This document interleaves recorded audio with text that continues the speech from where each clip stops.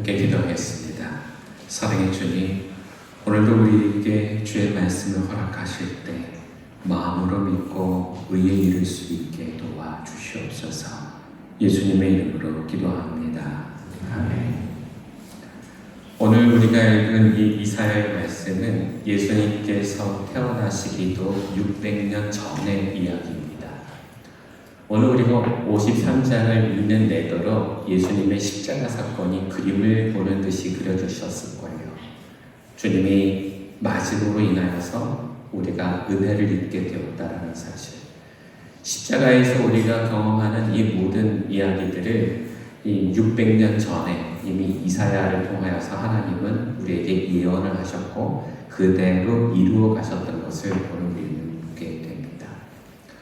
근데 여러분 한번 생각해 보시겠어요? 이게 하나님께서 왜 이렇게 보여주셨던 걸까요?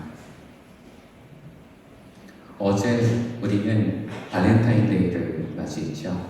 사랑하는 사람들끼리는 서로 사랑을 고백하는데 사랑을 고백하기 위해서 예쁜 세팅을 해놓습니다. 꽃다발을 들고 집에다가 촛불도 켜놓고 그리고는 연인을 불러서 사랑 고백을 합니다.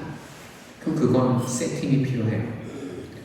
그걸 이제 친구들과 함께 의논을 해서 하는 경우도 있겠지만 여러분 오늘 이야기는 그것과 굉장히 달라요. 오늘 예수님의 십자가는 주님이 원해서 사람들을 시켜서 만들어 오신 세팅이 아니었어요. 무대 효과, 연출되었던 장면이 아니었어요. 그 모든 상황이 주님을 거부하고 온몸으로 주님이 나를 다스리시는 것을 거절하는 죄인들의 악바지의 모습이었어요. 십자가는 주님이 더 이상 우리를 다스리지 않았으면 좋겠다라는 표현이었고, 십자가는 예수님이 나를 위해서 죽으신다는 사실이 어떤 것을 의미하는지 도무지 알 필요가 없다고 생각하는 사람들의 소치였죠. 오늘 우리는 2000년이 지난 지금에도 이 사실을 새롭게 받아들입니다. 주님이 이 십자가의 고통이 없었다면 우리는 구원받지 못했다라는 사실을 받아들이면서라고 말이죠. 여러분 어떠십니까? 십자가가 여러분에게 구원의 증표가 되십니까? 네. 전 여기에 아멘이라고 대답하시길 기대를 했는데 네, 아무도 안 하셔서 어떻게 서류를 해나가야 되죠? 저는 그렇게 생각을 해요. 오늘 말씀을 읽어보면 주어가 세 가지가 나오거든요. 그라는 사람이 나오는데 그가 예수님이겠죠. 근데 또 하나는 우리라는 단어가 나옵니다. 우리는 이사야가 많은 예언자들을 또 한 무리로 보고 우리라고 얘기하는 거예요. 그래서 600년 뒤에 예수님께서 지시기 십자가의 이야기를 예언으로 받은 사람들, 그 지식을 아는 사람들을 우리라고 하는 거죠. 근데 중간에 보면 다른 주어가 또 하나 나와요. 그건 뭐냐면 예수님을 십자가로 몰고 가는 사람들의 이야기가 나와요. 이 주어는 그냥 사람들이라고 나와요. 사람들은 주님을 멸시하고 그리고 고통을 주었다. 이런 얘기가 나오는데 여러분 한번 생각해 볼까요? 이 사람들이랑 여기서 나오는 우리라는 사람들이 다른 사람들일까요? 네? 오늘 말씀을 잘 읽어보면 우리가 깨달을 수 있는 건 바로 이거예요. 왜 이사야가 자기 자신을 포함해서 우리라고 얘기를 할까? 우리라고 얘기를 하면서 이렇게 얘기해요. 오늘 3절 말씀에서 보시면 덩달아 모든 사람들이 예수님을 모른 척하고 알 수 없고 멸시하고 모멸감을 주었는데 우리도 덩달아서 그렇게 하였다라고 얘기를 해요. 이사야는 600년 전 사람이잖아요. 근데 이사야가 뭐라고 고백하는가 하면 나중에 오실 예수님을 나도 멸시하고 나도 그를 무시하였다라고 얘기하는 거예요. 오늘날 우리도 얘기를 합니다. 2000년이 지난 지금에 와서 그때 우리는 그 자리에서 예수님을 십자가에 못 박지 않았지만 그 십자가에 못 박힌 것이 내 죄 때문이라고 고백을 합니다. 그렇죠. 이 또한 아멘을 안 하시면 제가 오늘 참 설교를 어디로 가야 될지 잘 모르겠는데요. 오늘 그래서 오늘 말씀을 한 구절씩 읽어보고 한번 생각해 보려고 그래요. 오늘 말씀은 12절이 있는데 석 절씩 나누면 네 부분으로 나눠서 설명할 수가 있거든요. 1, 2, 3절 모두 다시 한번 읽어봅니다. 한 목소리로 한번 읽어볼게요. 1, 2, 3절. 우리가 들은 것을 누가 믿었느냐? 주님의 능력이 누구에게 나타났느냐?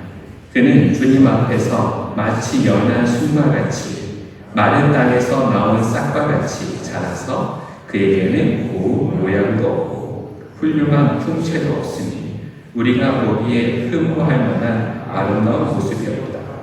그는 사람들에게 멸시를 받고 버림을 받고 고통을 많이 겪었다. 그는 언제나 병을 앓고 있었다. 사람들이 그에게서 얼굴을 돌렸고 그가 멸시를 받으니 우리도 덩달아 그를 귀하게 여기지 않았다. 아멘.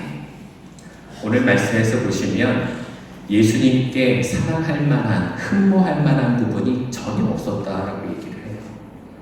오늘날 우리가 아이돌들을 보면 똑같은 사람인데 그 친구들은 정말 잘생기고 비율도 좋고 그래서 멀리서 보면 그냥 후광이 있는 게 보여요. 그죠?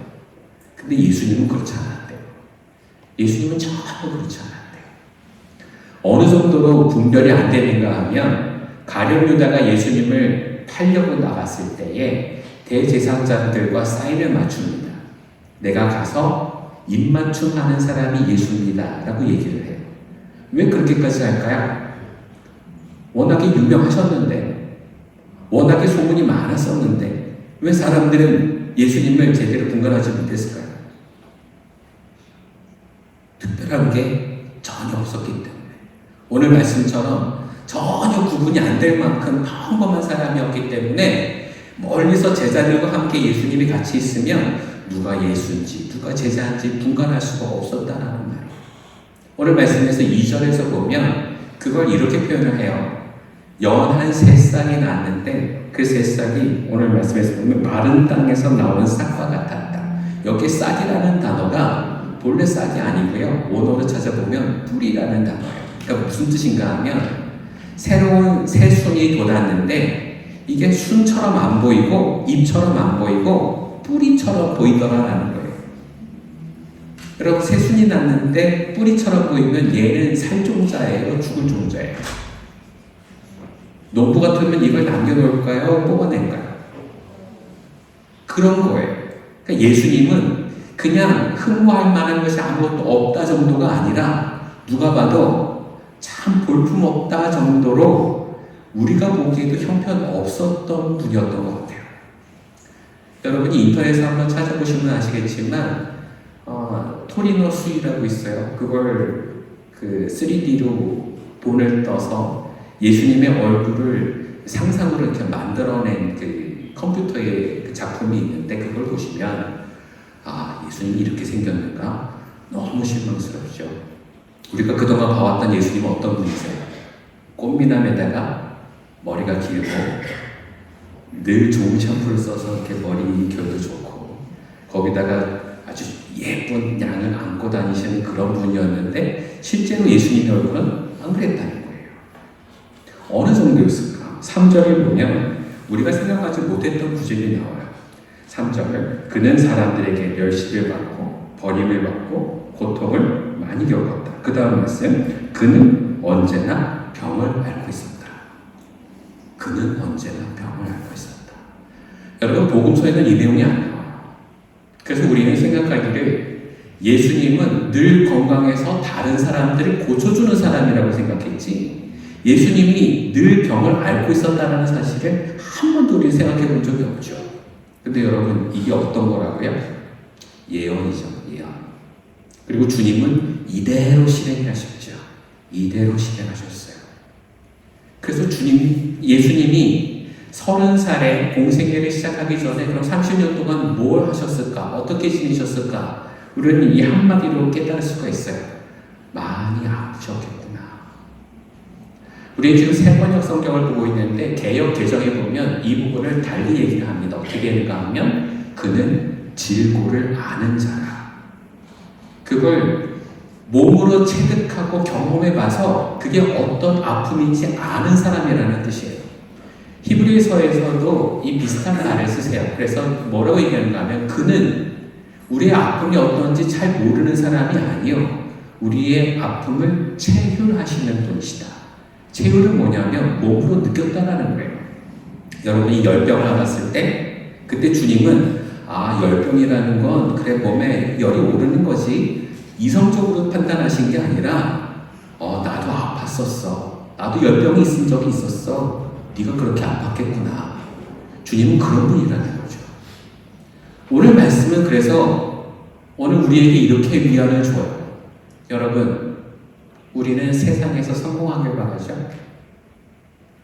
교회 안에서도 좀 괜찮은 사람이 그래야 목사가 주목하는 사람이 될 걸로 생각하고 여러분 교회 나오면 그래도 괜찮은 어필을 하려고 많이 노력을 하시겠죠. 근데 여러분, 예수님도 안 그렇고요, 박일원 목사도 안 그래요.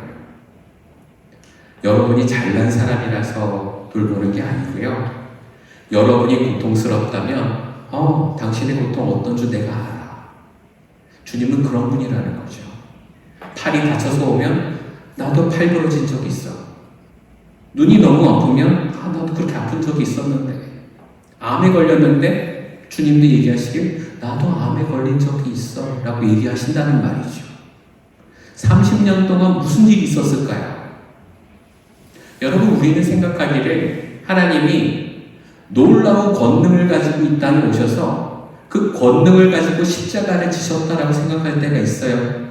근데 여러분, 오늘 말씀을 읽어보면 전혀 그렇지 않아요.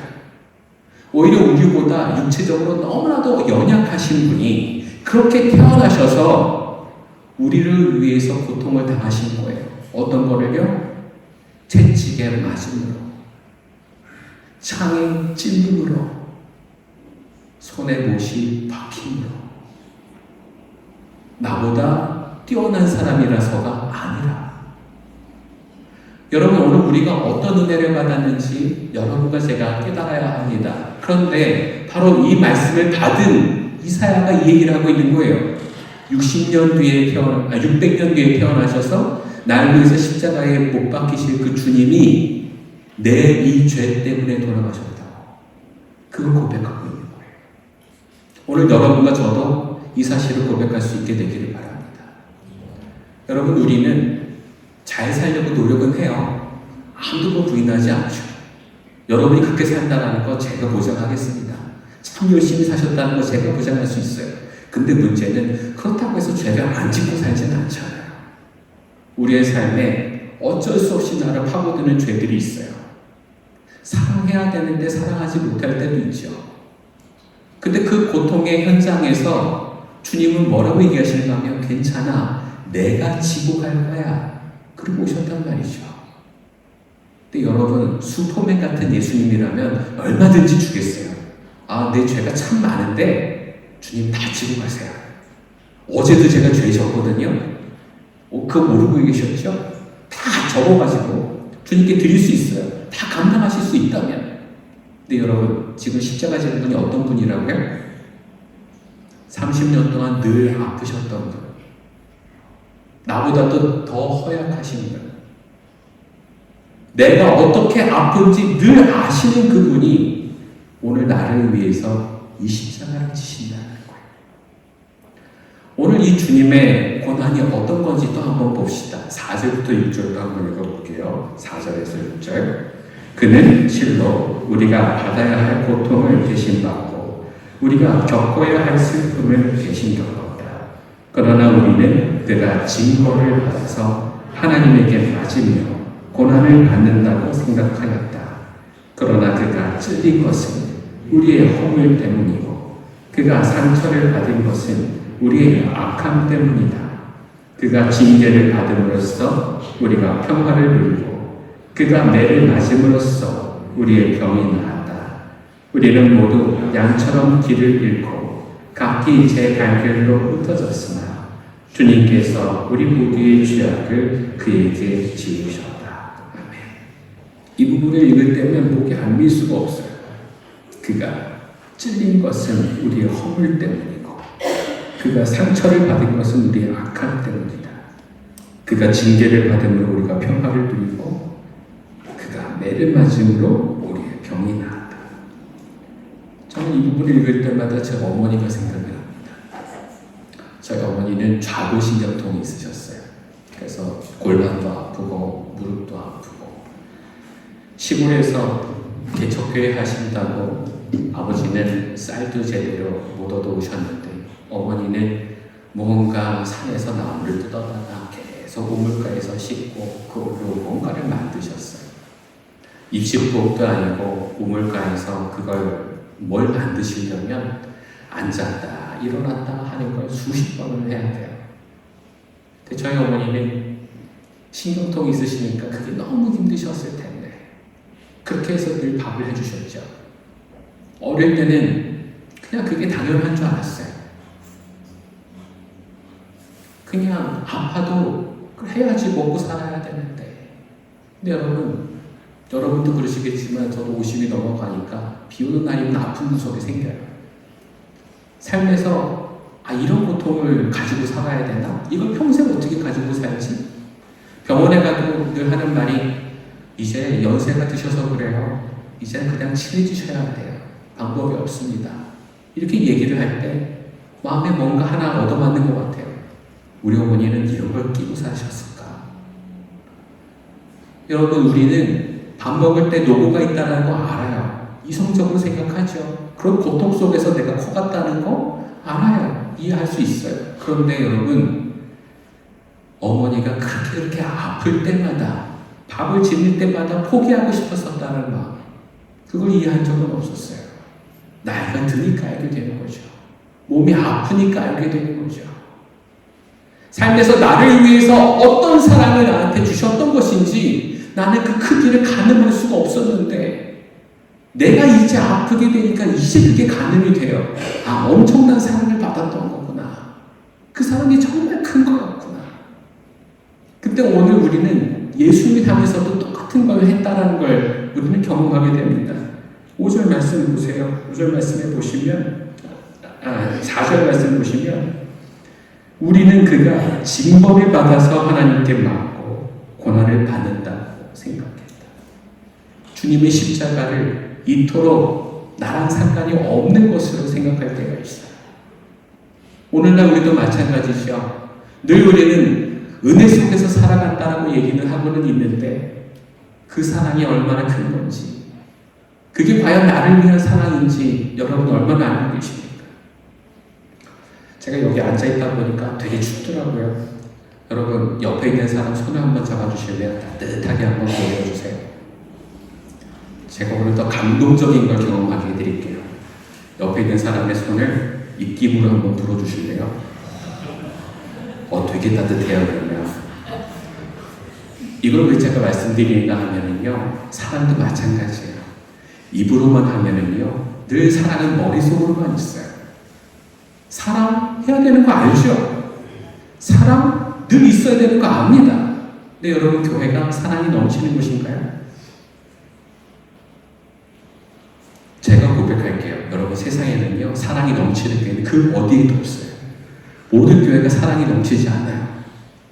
모든 교회가 가면 상처받기 일쑤예요. 어떤 교회도 가면 오늘 오길 참 잘했다. 마음이 푸근해지고 따뜻해지고 이번 일주일 열심히 살아야지. 그리고 집에 돌아갈 수 있는 교회는 세상에 어디에도 없어요. 근데 여러분, 그건 아세요? 그런 교회당 한복판에는 몸과 마음을 다 바쳐서 나를 위해서 십자가를 지신 예수님이 계시다는 거. 여러분, 이곳은, 그래서 우리는 사람을 보고 오는 게 아니에요. 우리는 이 공동체의 인간적인 한계 때문에 공동체를 정할까 말까 이걸 고민하는 게 아니에요. 우리에게 늘 고민이 되는 것은 주님이 나한테 이 사랑을 베푸셨는데 오늘도 힘들지만 선택해야지 하는 마음으로 오는 거예요. 여러분, 신앙은 그래서 억지가 아니에요. 오늘 말씀을 보세요. 만일 하나님이 정말 내 아들이 고통당하는 게 너무 안쓰러우셨다면 주님이 발렌타인데이 이상으로 세팅을 해놓으셨을 거예요. 여기서 아무도 뺨 내리지 못하게, 아무도 침뱉지 못하게 누군가는 그걸 막아설 수 있도록, 아들이 못에 십자가를, 못을 박혀가서 손에 못이 박혀서 십자가를 지고 가는 것만 해도 너무 안타까운데 나머지는 아무런 고통을 당하지 않도록 주님께서 세팅해 놓으셨을 거예요. 근데 오늘 말씀을 읽어보세요. 전혀 그런 게 없어요. 맞을 거 다 맞고 고통 다 겪고 심지어 십자가를 지지 않을 때도 모든 질고를 다 경험하면서 살아가셨던 게 예수님이세요. 왜요?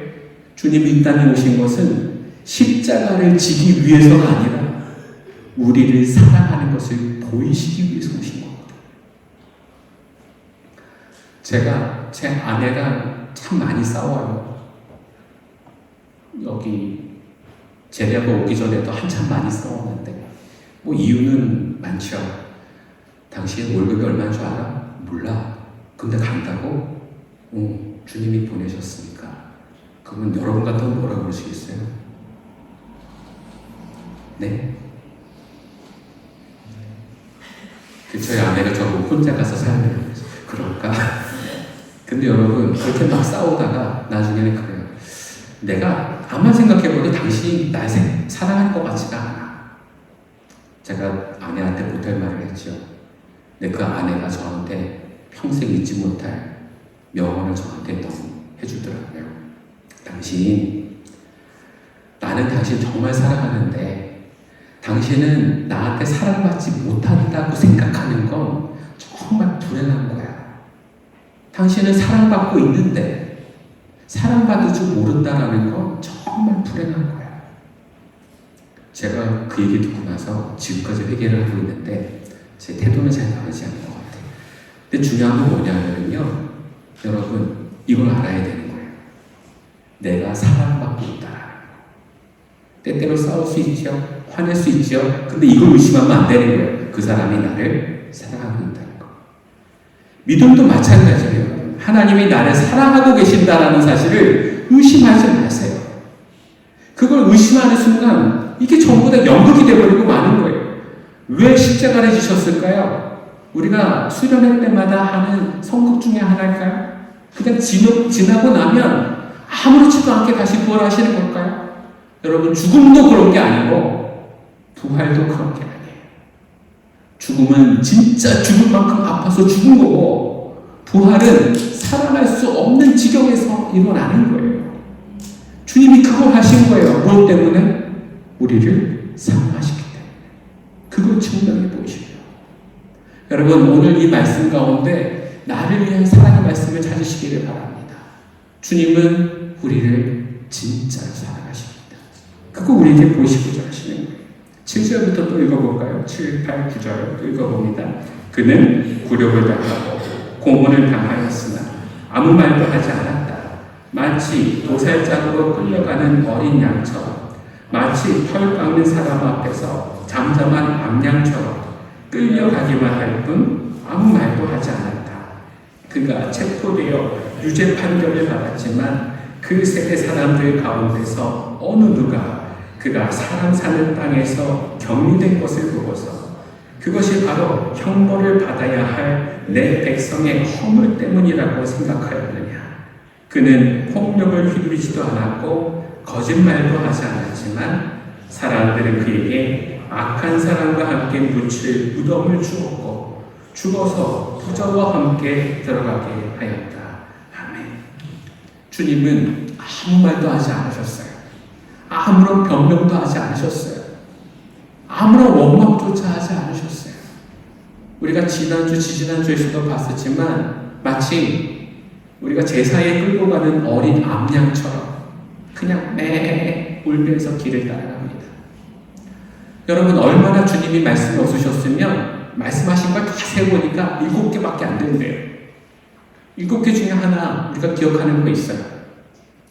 주여, 저들이 자신이 무슨 짓을 하는지 알지 못합니다. 저들의 죄를 용서하여 주옵소서. 주님은 이런 기도를 하면서 7마디를 하셨지 나머지는 원망하지 않으셨어요. 여러분, 우리 같으면 어떻게 했을까요? 아휴, 결혼 생활이 이런 줄 몰랐어. 나 괜히 결혼했어. 우리는 이런 얘기 잘 하는데 주님은 나 괜히 십자가 졌어 라는 말 하지 않으셨다는 거예요. 지가 뭔데 내가 왜 쟤 때문에 이 고생을 해야 되지? 우리는 그런 얘기 많이 하는데 주님은 쟤 때문에 내가 왜 고생해야 되지? 라는 얘기 하지 않으셨어요. 끝까지 뭐라고요? 나는 이 일을 이루어야 된다라고 얘기하시고 끝까지 다 하신 다음에 하신 말씀이 다 이루었다라고 말씀하세요. 여러분, 이 말씀 가운데 주님이 하나님을 거부한 적도 한 번도 없고 주님이 우리를 거부한 적도 단 한 번도 없으셨어요. 우리는 신앙생활하면서 하나님을 얼마나 많이 원망합니까? 주님을 왜 나에게 이루세요? 내가 주님을 위해서 왜 이런 것까지 결단해야 됩니까? 우리는 그렇게 얘기하지만 주님은 그런 거 여러분에게 강요하지 않으세요. 내 오늘 십자가를 지러 가는데 다 나와서가 그런 말씀조차 하지 않으세요. 이 말씀 가운데는 그 어디에도 억지로 한 일이 없고 주님의 십자가의 사건 안에서도 억지로 한 사람이 아무도 없었어요. 주님은 자발적으로 이 십자가를 지시고 우리에게 사랑한다 말씀하고 계십니다.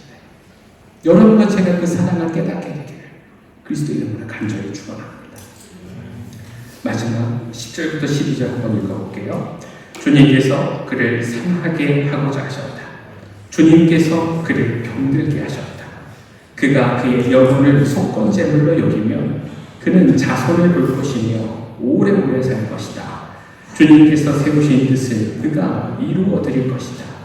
고난을 당하고 난 뒤에 그는 생명의 빛을 보고 만족할 것이다. 나의 의로운 종이 자기의 지식으로 많은 사람을 의롭게 할 것이다. 그는 다른 사람들이 받아야 할 형벌을 자기가 짊어질 것이다.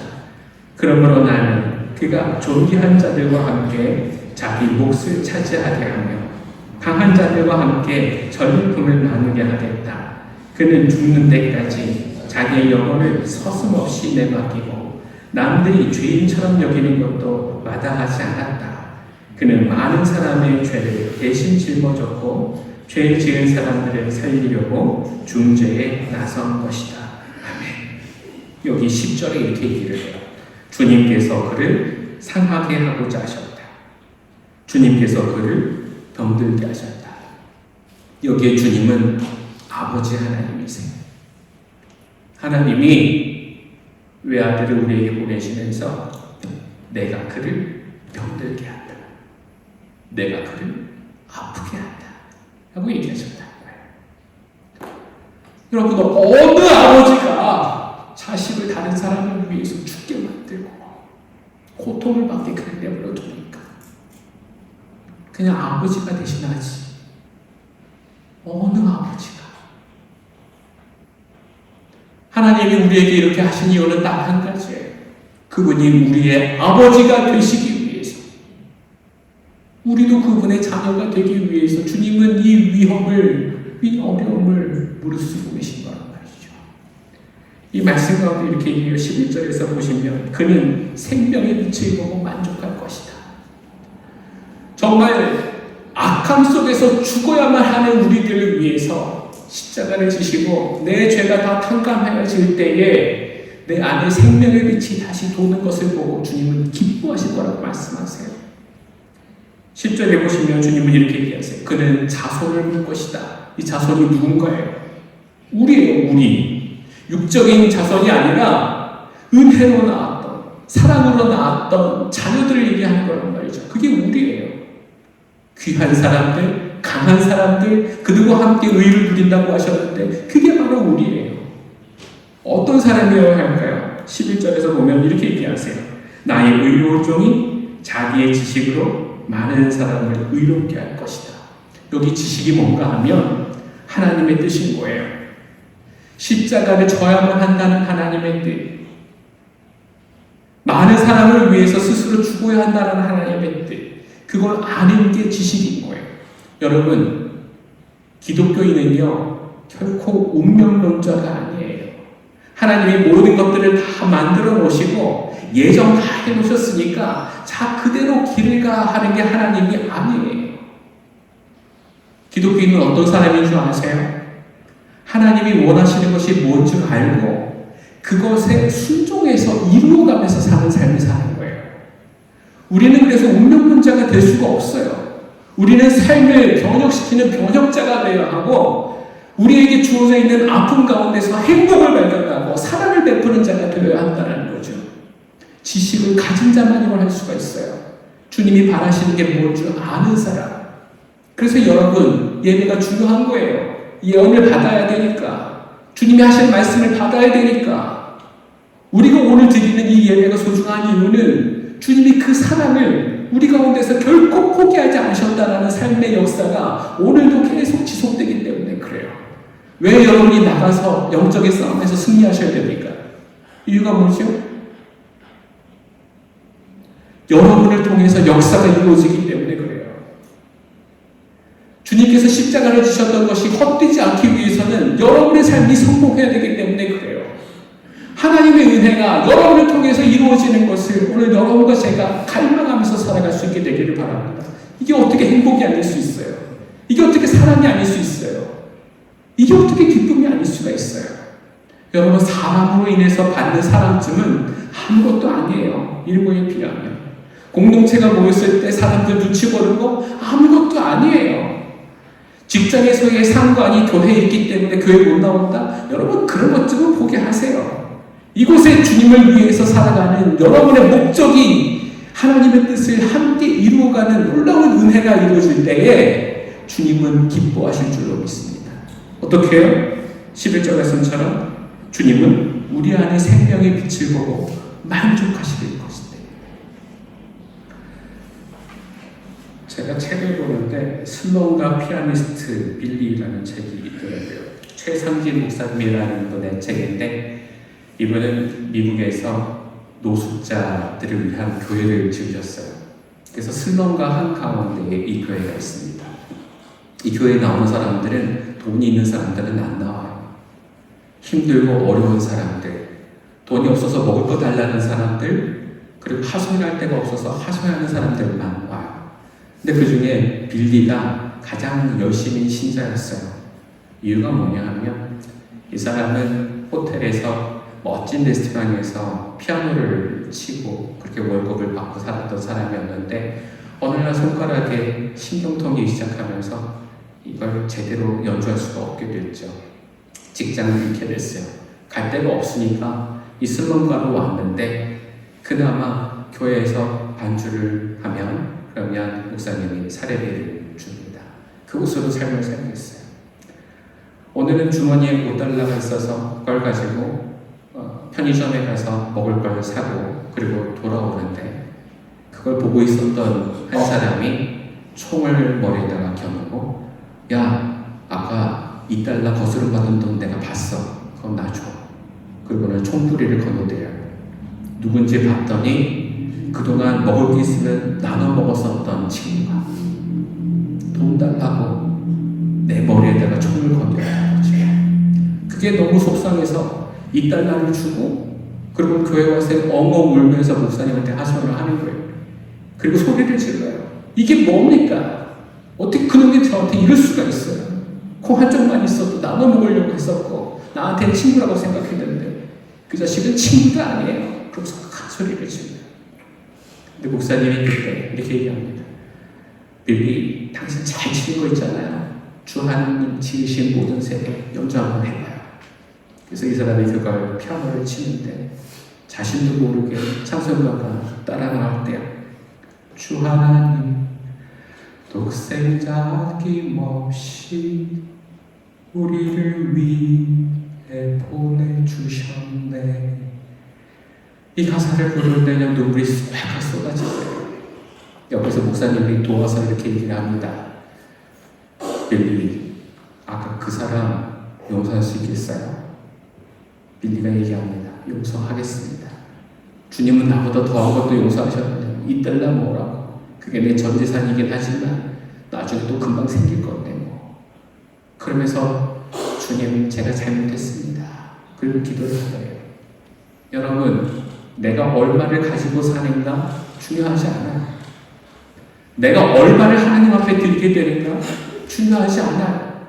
중요한 것은 하나님께서 쓰시고자 하실 때 내가 드릴 수 있는가예요. 주님께서 원하실 때에 내가 원하는 마음으로 드릴 수 있는가예요. 억지로가요. 우리의 교회는 어떻게 성장할까요? 여러분의 신앙은 어떻게 성장할까요? 그 예수님이 나한테 정말 귀한 사랑을 주시기 때문에 그 사랑 덕에 내가 살아갈 수 있다고, 그 사랑 덕에 살아갈 수 있다고 고백할 수 있어야 우리가 살아갈 수 있지 않을까요? 여러분, 오늘 가장 기본적이고 근본적인 우리의 삶의 자세가 변화되기를 바랍니다. 주님을 몰라서 마치 세상에 예수 그리스도가 나를 위해서 죽으시지 않은 것처럼 살아갔던 인생이 이제는 주님과 더불어서 십자가 위에서 같이 살아가는 삶이 되기를 그리스도 이름으로 축원합니다. 여러분과 저의 삶이 그 은혜를 발견을 해야 진실로 변화되는 삶을 살아갈 수 있다고 믿습니다. 이 한 주 또 은혜 속에서 살아가시고 믿음으로 승리하시는 한 주가 되시길 그리스도 이름으로 축원합니다. 기도하겠습니다. 사랑의 주님, 힘들고 어려운 우리의 삶을 주님께서 잘 아신다는 것을 믿습니다. 나를 채울하시는 그 은혜로 오늘 우리에게 은혜를 베풀어 주옵시고 주님의 십자가를 온전히 따라갈 수 있도록 복을 더하여 주옵소서. 예수님의 이름으로 기도합니다.